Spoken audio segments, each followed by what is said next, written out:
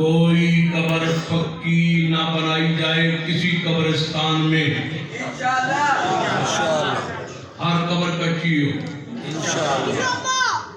جے حکومت نہ کرے تے سانو حکم دے جڑی ڈاڈھی قبر ہوئے اسی انہوں بالکل سنت مطابق پڑھا دیں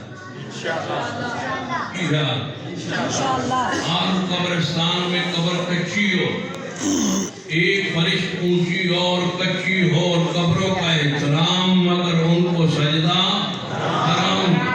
دوسرا ہمارا ہدف یہ ہے پھر لائیں گے کہ پاکستان میں کوئی مسلمان رضعی مذہب اختیار نہیں کر سکتا۔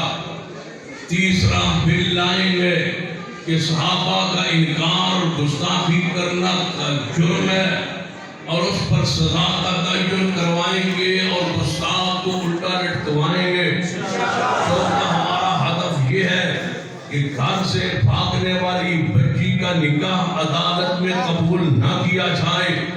ملک میں لڑائیاں، جھگڑے، فتنے، فساد، قتل و غارت کی یہ عمل بنیاد ہے۔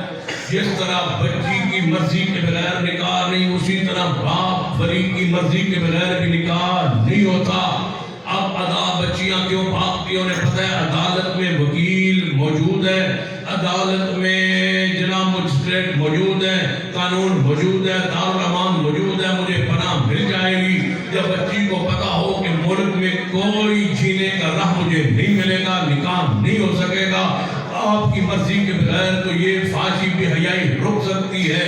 ہم انشاءاللہ اسمبلی میں، اسی اسمبلی پاکستان میں ہم یہ قرارداد قانون بل لانے کی انشاءاللہ کوشش کر رہے ہیں، جو چند دنوں کے بعد پیش کریں گے کہ ولی کی اجازت کے غیر نکاح، کچھ بولیے، ولی کی اجازت کے بغیر نکاح نہیں ہو سکتا۔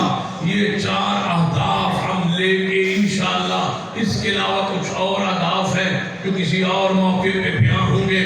یہ 4 بنیادی اہداف لے کے مرکزی جمعیت اہل حدیث پاکستان اور پنجاب نے یہ فیصلہ کیا ہے، اور ہم پورے ملک کے ہر شہر میں جلسہ کر رہے اسی حوالے سے، سارے پنجاب سے ہوتے ہوئے انشاءاللہ لاہور میں داخل ہوں گے